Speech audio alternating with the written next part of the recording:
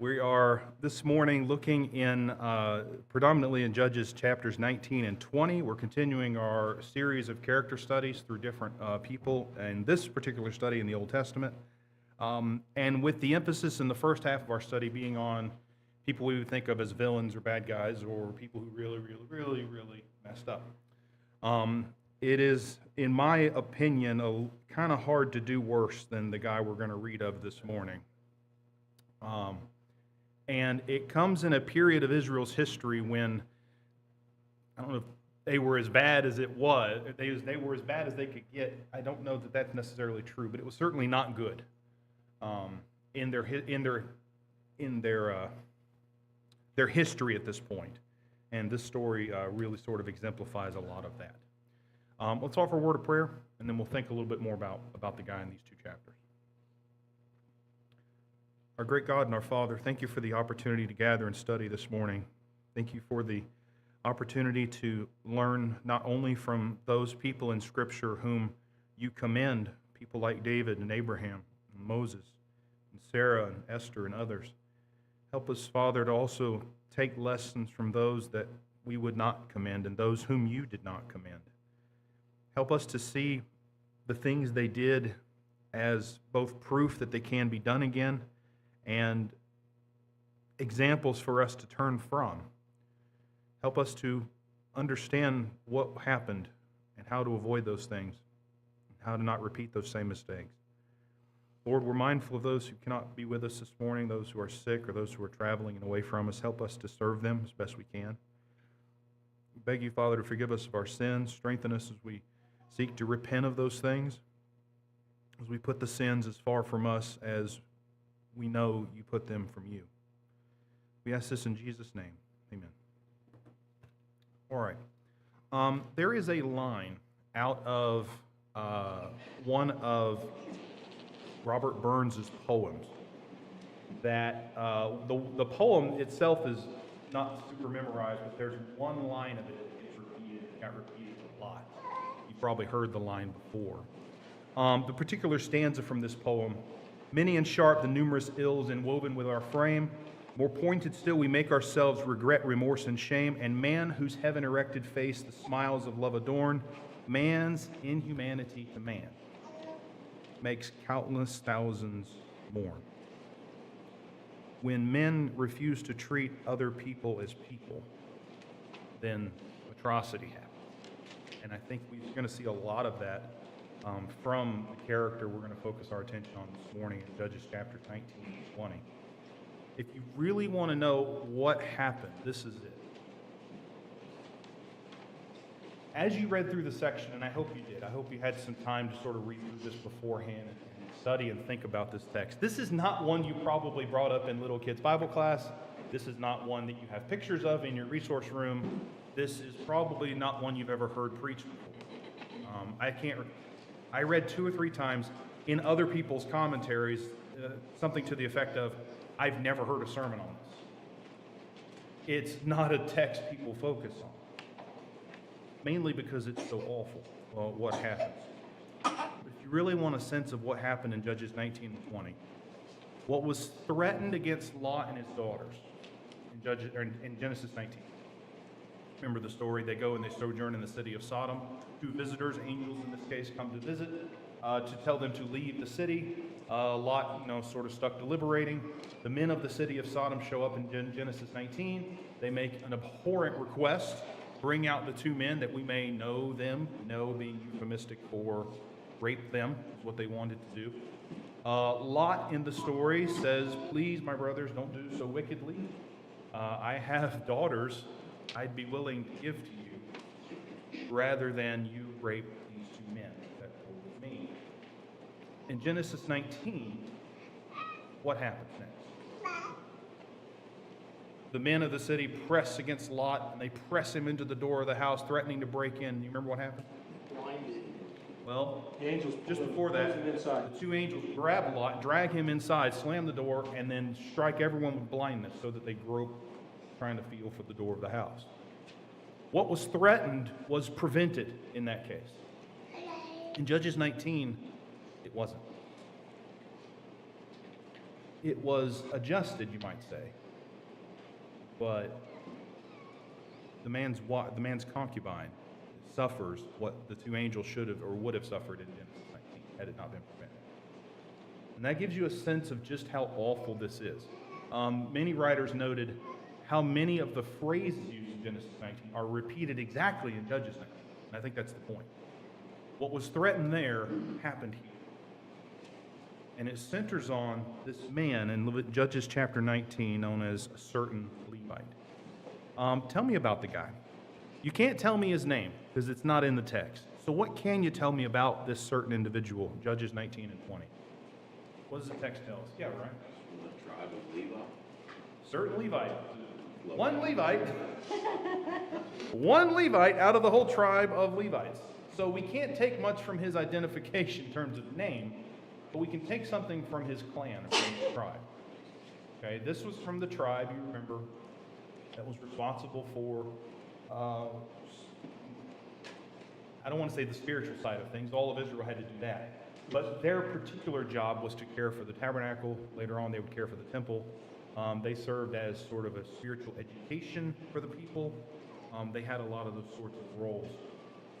From the tribe of Levi was the clan Kohath, from which came the priestly line, right? Aaron's line in specific. So I don't know that we're talking about a priest per se, but we are certainly talking about a Levite. What else can you tell me about him? Yep. He's from Ephraim. Okay. There's an interesting. I thought this a little odd, and if I'm wrong, please adjust the way I think on this. I read verse 1. He was a man sojourning in the remote parts of the hill country of Ephraim. So where does he live? Kind of the impression I get in my mind is out in the middle of nowhere, right?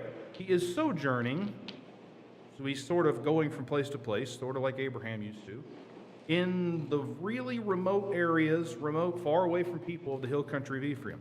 Now, the reason why that struck me as odd is I don't know that that was a place where Levites would have typically lived, right?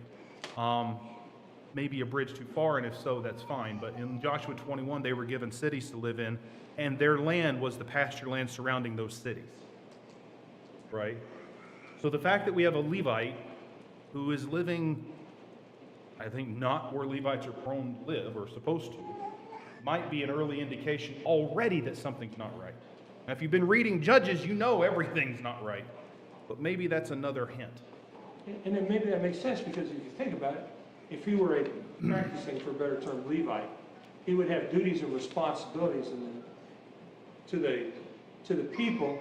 For him to be running around without a care in the world, just searching the hills of Ephraim would not make sense. Right. Now, there is one line that the man says in 19 and verse 18. You have that in front of you? When the Levite's explaining to the old man, who is actually also from the hill country of Ephraim, you notice that, right? Some guy from roughly the same area. When he's explaining to the old man, what his purpose is, he says, I went to Bethlehem in Judah, and I am going to the house of the Lord. The temple doesn't exist yet, so he's not headed to the temple. What would that mean? Is he headed to his priestly duty wherever the tabernacle was? That's, I think, a good question. But he's living somewhere away from, I think, where he would be given. And then you could make this point too.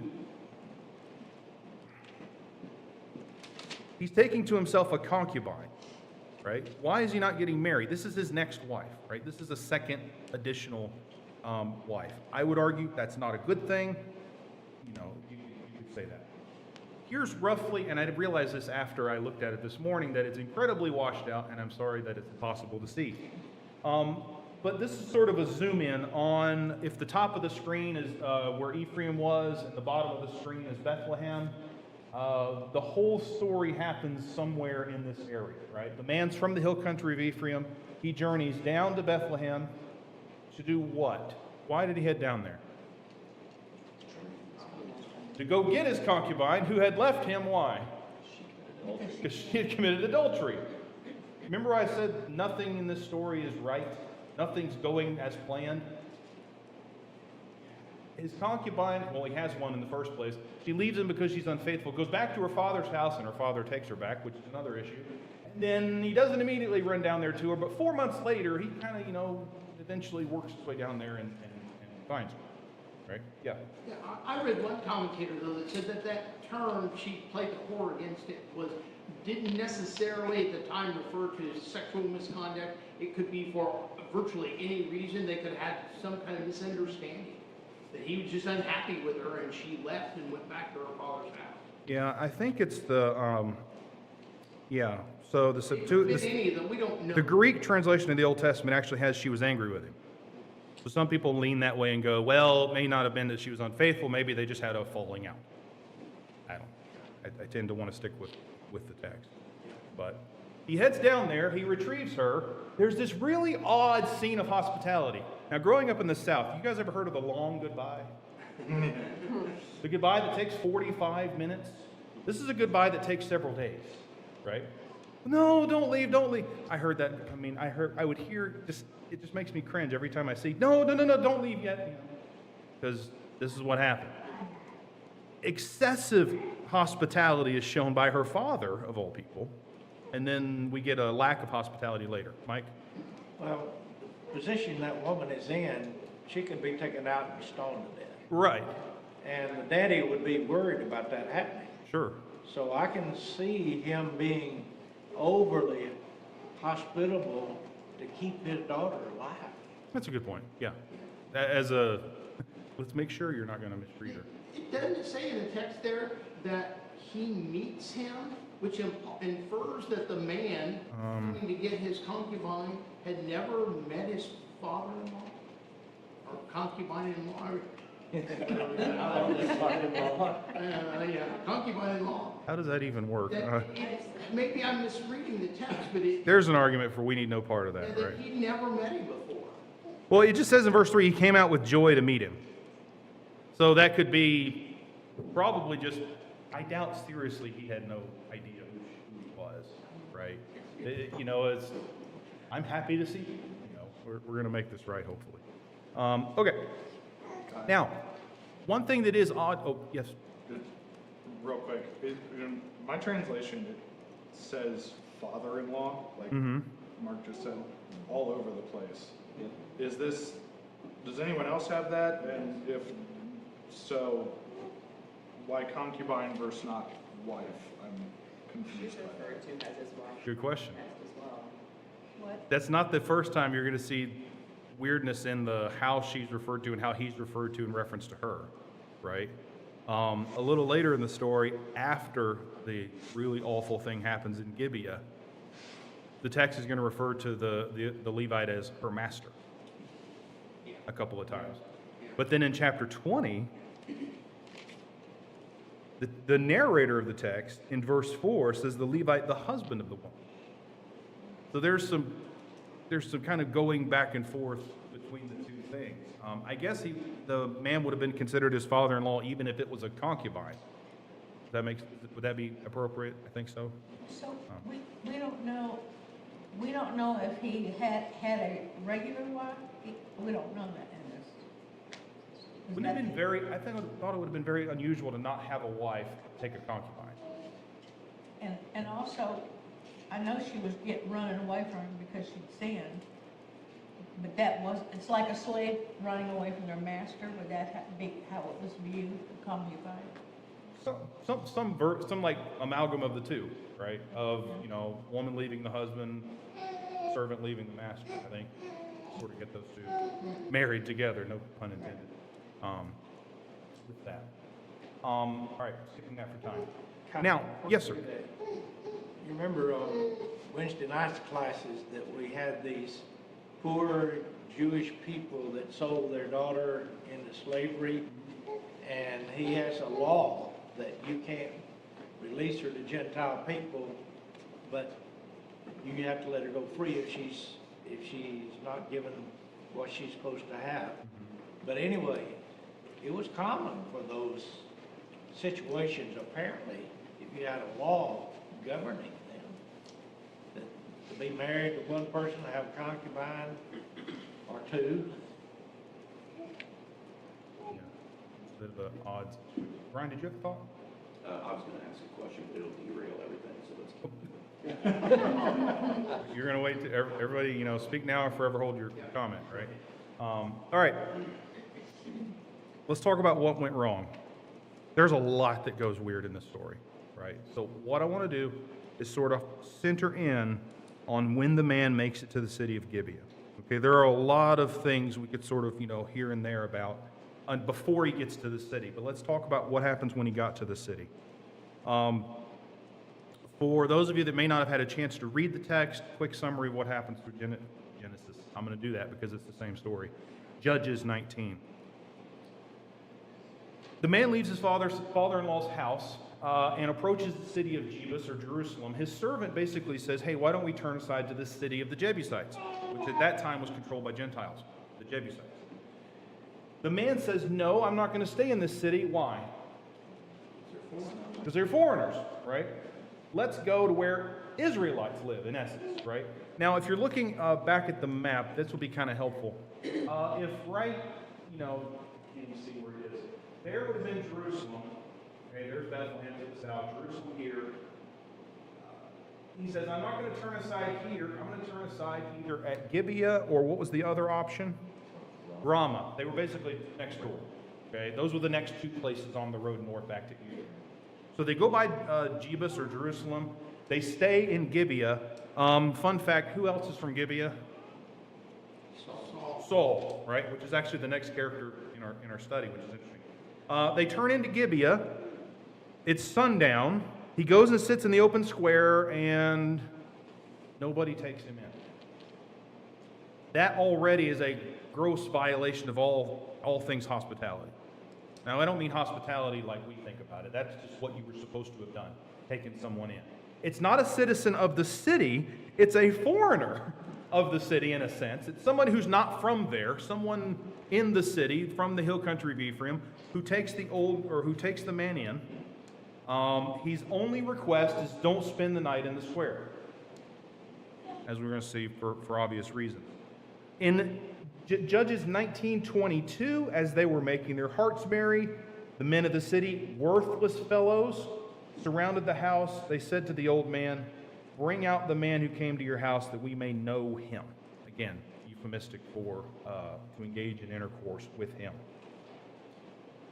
The master of the house goes out. He makes this, he tells him, don't act so wickedly. Don't do this vile thing or this abomination, right? This outrageous thing, I think is a better way to put that. He offers his own virgin daughter and the man's concubine.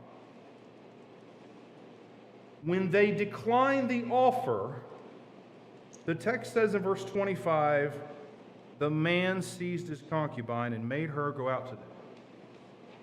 Now, one question I ask in the questions is, who's the man? Which man? The short answer is we don't know. The text is ambiguous. Most people tend to believe it was the Levite who did it, based on him being sort of the primary mover in the story. There were a couple who dissented from that, and then there was one who just said, I can't tell. So it's like, well, great, you're telling me what I know already. So that's the perspective I'm going to take this morning. I could be wrong, and you'll see in just a second, even if we throw that part out, some weirdness has happened. So let's focus on this scene right here. When the Levite's in Gibeah, what did he do wrong?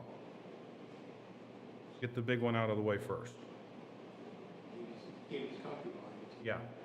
He grabs his concubine, throws her out to a mob to have things done that I'm not willing to say out loud. All night. It's hard to get more tragic and dramatic than what you see in verse 26. As morning appeared, the woman came and fell down at the door of the man's house where her master was till it was light. And then in verse 27, he sees her lying there with her hands on the ground. That is, visually, that's hard to really get your brain around. What that would have looked like, right? It's hard to imagine. All right? What else? Well, even before you get there, it seems to me, and I know the father kept trying to keep him there, but finally he just says, look, we're going. Yeah. But he leaves way too late in the day to get to a safe point. So he's heading towards unknowns purposely, I guess, without any concern for the implications of that. And that's the first big mistake it seems to me he makes. Some pretty poor judgment at the very least. Right. Yes, sir.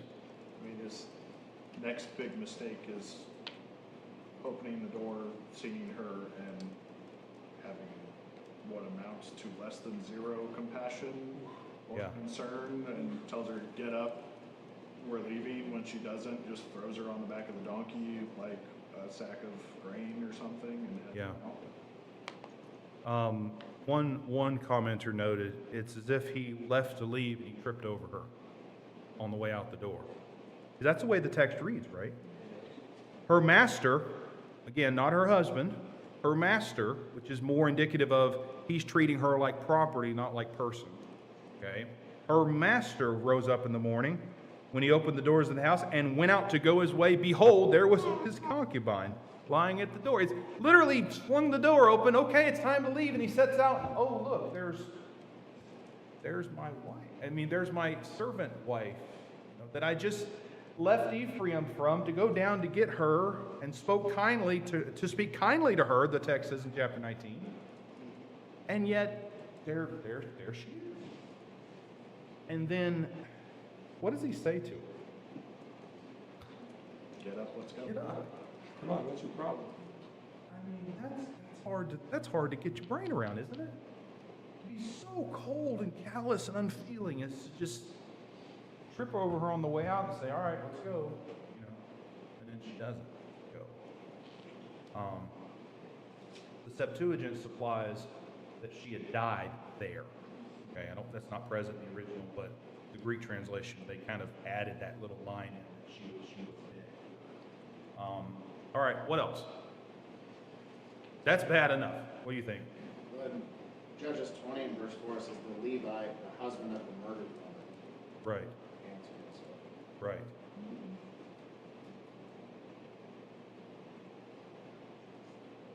What was I'm sorry, I lost my train of thought. What was the thought behind that? well, I mean, that kind of helps explain who got murdered. Right, right. It's a wife that got murdered, not an animal, like you would say. Which is hard to. Did I see a wave over here? Nope. Nobody. Yeah. It was May, and then I had one.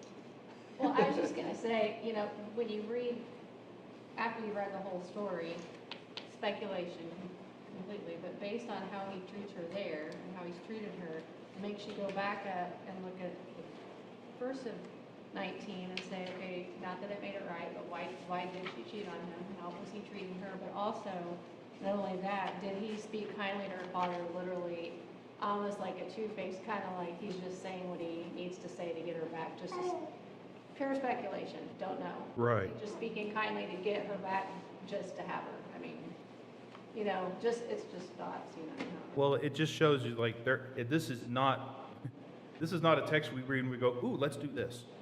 Like every line of it is like, no, don't do that, right? Which makes it a good subject to drag out into the open and talk about, because it's like line by line you go, everything's wrong here. Yes, sir. The underlying, obviously the next part is he takes her home and chops her into 12 pieces Yeah. to send out to the tribes to get them to rally and correct things. But underlying, even before we get there, obviously it shows how evil this whole entire area was, because there is no law and order. He knows if he goes to the sheriff, for lack of a better term, or whoever's in authority, he's not going to get anywhere. So he goes to this extreme. I'm not justifying what he does, don't misunderstand me. Well, who's he going to go to? Is But there's no one to go to. he going to go to the marshal in Gibeah? Right? Are you gonna go to the men of the men of the city? Normally you would go Right. to the elders at the city, Right. the city gate, and you say, well, were they involved in the crowd the night before? Yeah. Even in the law, when they found someone murdered, they went to the nearest city and got the elders of the city, and they went through kind of a ceremony saying, we have nothing to do with this, right? Well, where are you going to go here? They may have very well been in the crowd, or at the very least did nothing about this. Now, it is a brutal thing he does to her. I will by no means excuse that. It does have parallel later in the text, right? I put the reference there to 1 Samuel 11. In 1 Samuel 11, it was Saul who divides up one of his animals to send pieces to the tribes to draw them together to rectify some wrong, right? But nobody makes this point that I saw here at the end. Nobody made the point that she didn't have an honorable burial. This is not something, I mean, every part of this is bad, right? And he takes her like a piece of property, divides her up, sends her to the tribes, and draws all Israel together with it. Okay, let's get into chapter 20 before we go application-wise. Just one of the piece here that, as you think about it, he failed to account how evil Israel had gotten. Does not remind you of Abraham lying about Sarah being his wife in front of Pharaoh and Abimelech, assuming that the Israelites who knew God would be more moral than the nations who didn't know God. Again, just knowing of God doesn't mean we are acting righteously. He's among God's people. This is the thing that happens. It's hard to fathom. I think both Genesis 19 and this chapter have a commonality in trying to show, number one, Sodom is so wicked. Look what happened. But now it's God's people. Yes. And Absolutely. what's happened during this period of Judges is that things have degenerated to this level among a whole city of God's people, and maybe the Benjaminites' reaction to it, they're defending them. Right. So it is really rotten. Yeah, it is. I can't put it any better. It is rotten, and it's really much so. When all of the tribes are gathered together in the beginning of 20, not Benjamin. It's like they knew what the deal was. The Levite sends 12 pieces of his wife. Never thought you'd hear that from the pulpit. To the tribes, and one of them goes unanswered. The one to Benjamin. Instead, they gather up and say, "No, we're on their side to defend this." Now, look closely in verses 4 to 7 of chapter 20. After what you've seen in chapter 19, and then you hear what he said happened in chapter 20, it's like when your kid does the creative version of the truth that is the most kind to themselves. That's what it sounds like. The Levite, the husband of the woman who was murdered. So the narrator of Judges says it's a husband. Earlier, my master, or her master, is the one who tripped over her on the way out. I came to Gibeah, this is verse 4, that belongs to Benjamin, I and my concubine, to spend the night. And the leaders of Gibeah rose against me and surrounded the house against me by night. They meant to kill me, and they violated my concubine, and she is dead.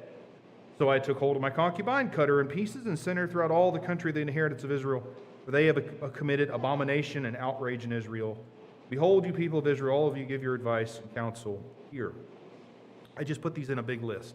Feel free to argue with any of them except for the fourth one, because there's no way of getting around it, right?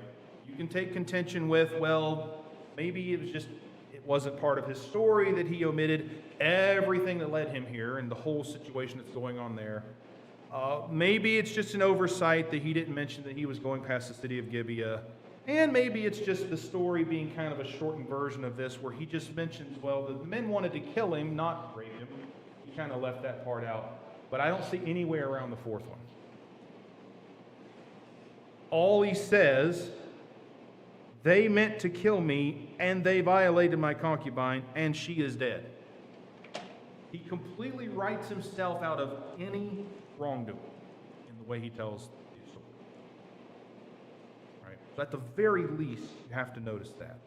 And then, who was it? Was it Block that noticed this? No, it was someone else that noticed. All of the personal pronouns that work its way through, right?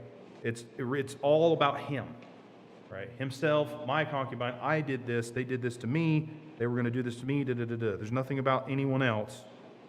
No reference to the old man in the story, just me, and what happened to me seems to be the thing that was focused on. Okay.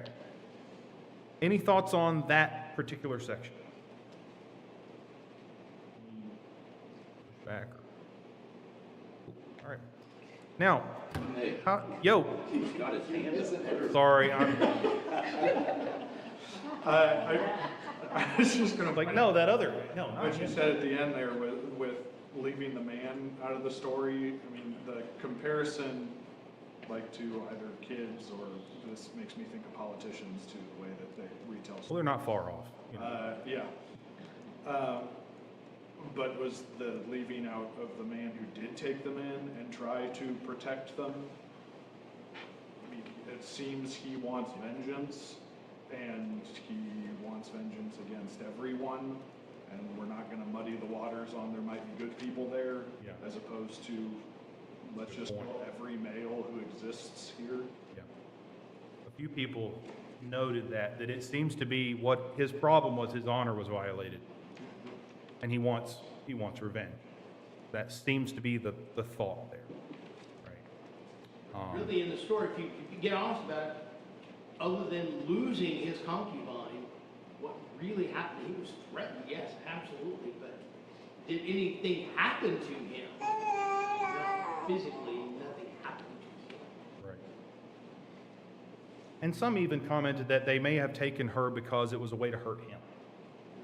You know, taking the man's concubine would be an attack on him. If they can't get to him, the next best thing is his wife. Yes, sir? When I read this story, and I read the story of Genesis 19 as well, you're talking about Lot doing the same thing. Lot had all the exposure to Abraham he could have had. And you've got two people do the same thing in this verse. The homeowner, the man sojourning from the hill country, Yep. he offers his, is it his concubine or his? He offers his virgin daughter and the man's concubine. Yeah, and is that just what society has already, as a group, sort of decided this is the way you handle things like this? Yeah. I'm not defending it, I'm just saying, Certainly. it looks like it could be that. How much of a problem is it that they go, well, to defend this man's honor, let's throw out these other two women to this murderous other word, mob. And to that point, I feel like we were talking about this at home. There's something about hospitality that elevates it above. And again, going back to Genesis, that elevates it above your own responsibilities as a husband or a father that is foreign to me. But there Yeah. was something there that it caused this not only to be the first instance, but the second instance, all the way back to Genesis. Hospitality and protecting those in your home, and then men, then women. That social order that was assumed here is so foreign to me in particular that it's hard to read this period. Right. There was something there that was different from our culture that we're struggling with. Because my wife, my child would be the thing I would protect the most. But for them, the thing they protect the most seems to be those lodging with them for whom they were accountable for keeping hospitable. Right. So, I mean, according to that system, the man was protected, right? You protected hospitality, you protected the male honor, you went to the woman. But then he still cuts her up in pieces and sends her everywhere. So that's the struggle, right, between all of this, which kind of goes back to David's point. Why did he do this? He had been violated, in a sense, and he wanted revenge. And so you get this treatment of her, and then the explanation to the Jews. This may be the most challenging of our studies to think about, okay, how do we do that? And it's tough because I hope we don't do that. But there are principles that lie behind those actions that I think we can start to think about in terms of how do we repeat errors in the same category, maybe not to the same degree, or the exact same expression of that error, right? So this is the part where we think about, where do we do that? I would say the first thing to me is, in that city, Gibeah, however you pronounce it, they knew, don't be out on the square at night. Yep. Right? Those were God's people, were they not? Were they? Yeah. They were So Benjamites. they They were knew that Israelites. sin would happen, and these were worthless men. They accepted that, right? As we talked in our men's class, growing around sin, we start to accept it if we don't jump on it, okay? They knew that that was an issue, and that was just almost the way it was. You know, he passed up Jerusalem, which was now a Gentile. Oh, you said they were ruled by Gentiles, but that's what was meant. So he went to God's people assuming, you know what I mean? They accept. I don't want to say they accepted it, but it was, you know, then what happened with the concubine still was acceptable, Right. so to speak, in that city. And it just, you know, how if you let sin creep in just a little bit, you give an inch, it takes a mile. Yeah. And it just goes to show what happens when we don't address it. So the line that runs through this section of Judges, right? In those days, there was no king of Israel, and the whole quote isn't repeated, but you'll get sections of it, right? Sometimes it'll just say, in those days, there was no king of Israel. It's at the end of the book where you get the last half of the line. All right, in those days, there was no king of Israel. What's the next part? One did what was right in their own eyes. What happens when that goes on? You wind up with a place like Gibeon. Right. You wind up with the Levite, someone who's supposed to be a representative of God among the people. And this is how he acts, right? This is how the city acts. Yes, David? To Ryan's point, we jump down to verse 28, when the people of Israel finally come to basically ask of God what they should be doing. Yes. So they've already attempted twice. We see who's there. It's Phinehas, the son of Eleazar, the son of Aaron. Correct me if I'm wrong, but Moses and Eleazar overlapped in the same time period. Yes. So we are one generation post taking the land, Yes. and we're already, I mean, to talk about how quickly we can let the sin grow around us, that is no time at all. I mean, what's the colloquialism about generations? It's usually 3. You're 3 away from, apparently you can be 1 and completely lose it. The period of Judges is 300 years, so we don't know when in this period of Judges this happened. So it could be longer than that, I'm just suggesting. But they talk with Phinehas, the son of Eleazar, right? I think that was David's point, because Phinehas is alive, right? And because they talk to him in chapter 20, verse 28, right? That Phinehas, son of Eleazar, ministered before in those days. So, I mean, some have even noted that this would mean that this story is not told chronologically. It's told thematically in an order. Judges gets worse the more and more you read through the book. The stories get worse, the atrocities get worse, and then at the end, like 17 to 20 or 21 is the worst of all, right? So when did the worst of all in this book happen? It happened early in that period of time. It isn't like, well, we're going to go and Saul's going to be here next. This is right away. So is this all of Israel? I don't think so.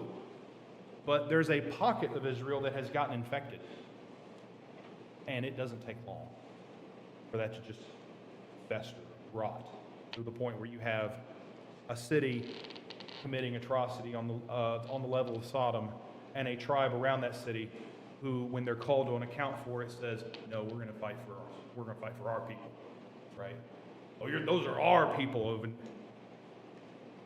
There's laws in the law of Moses about what happens when a city is given over to idolatry. What's supposed to happen? Kill them all and burn the city. That's the rule. And here we are, in the lifetime of Phinehas, and everything has happened. This was a line out of Phillips's commentary. When God's commands are ignored, we're all potential sodomites. What happens when you let go of the standard? You do whatever. You do what's right in your own eyes. What's right in your own eyes to the men of Gibeah was, let's haul out the man and rape him. And since we can't have him, we'll take his wife because he threw her out to us like you would a piece of beaten dogs. I mean, when you let go of God's, it's not just, I want to do what's right, I want to be happy. When you start saying, I don't care what God wants, this is what happens every single time, right? atrocity happened.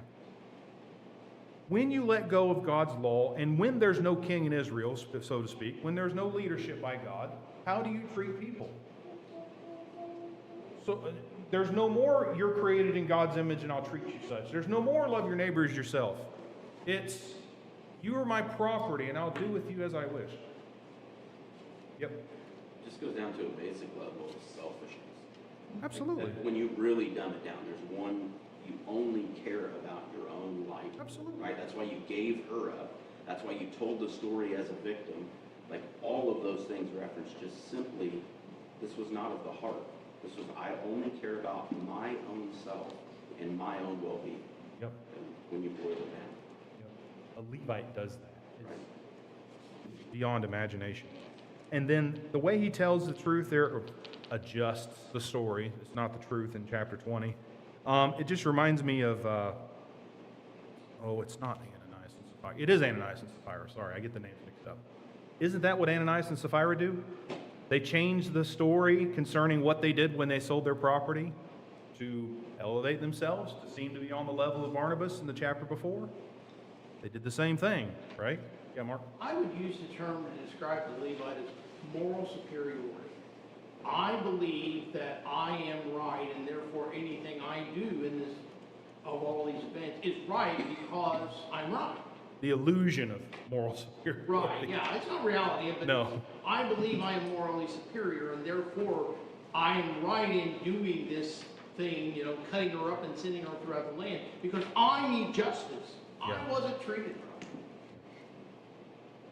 It's hard to think through. All right, how do we avoid that stuff? I like this line from, is it Lead Me to Calvary? The beginning of the song, King of my life, I crown thee now, thine shall the glory be. The issue in Israel is there's no king in Israel. There's no leadership. Not because leadership is lacking. Right? Remember what God tells Samuel when the people asked for a king? It's not that the people didn't have a king. What was the issue? They've rejected me from being king over them. Right? That's why they asked for one early in 1 Samuel. It's not that there's no king in Israel. That's the way that people acted.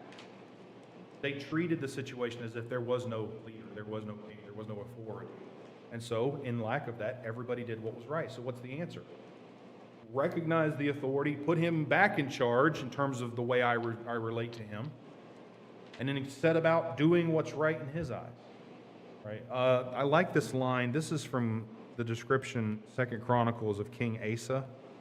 We don't talk a lot about him, mainly because there's not a lot about him in the text. 2 Chronicles 14, I love this line. All it says in verse 2, Asa did what was good and right in the eyes of the Lord his God. Now there's more there, and you get a little bit of a description of his reforms, but I love that line. Asa did what was good and right in the eyes of the Lord his God. It is the polar opposite of what they're doing in Judges 19 and 20 and so on. They're doing what they seem right. Asa and men like him did what was right in the eyes of the Lord. That's what we have to do about it. Again, how do you avoid treating people as property? Stop looking at them as property. I mean, start looking at them as people. Start treating them as you would treat yourself. We keep coming back to love your neighbors yourself because it keeps boiling back down to that central thing, right? If I'm not willing to consider myself someone else's property, then the reverse has to be true. Right? I'm not allowed to treat people as means to my end. I'm permitted to treat them as I would want myself to be treated. Right? It seemed ludicrous. They asked a Levite, hey, do you mind if we throw you out and when you're dead we'll cut you up in pieces? Never mind, you'll get your revenge, but you'll be in a rather divided state. He would never agree to that. Right? Don't do that to her. Well, I'm kind of going back to what you said about, choose what's right in God's eyes. When you're talking about the societal norms potentially of, that area and what was acceptable and that sort of thing, and that's what Romans 12, 1 and 2 talks about not being part of this world is transformed. But, it's not an excuse. Just because it's okay for society, we have to choose to follow God's word and instructions. Just because this is how it works in Gibeah doesn't mean this is how it works everywhere. And I thought about what would be a contrast to the man adjusting the story to protect himself. I think the opposite would have been John the Baptist. right? Who told the truth even though it was hazardous to himself. He told Herod, you're not allowed to have Herodias, right? Philip's wife. That didn't end well for him. That didn't matter, right? The truth was more important than his own personal welfare. The Levite got that backwards. He changed the story to protect and advance himself and seek revenge for himself. All right. We'll talk next week about Saul. It is not about Saul as a whole. If you'll notice the lesson 5, it's just chapters 13 to 15. I wanted to really narrow your focus on that text, and we're going to think through Saul in that context. So next week when we talk about him, that'll be the idea. All right. Thank you guys for your comments this morning.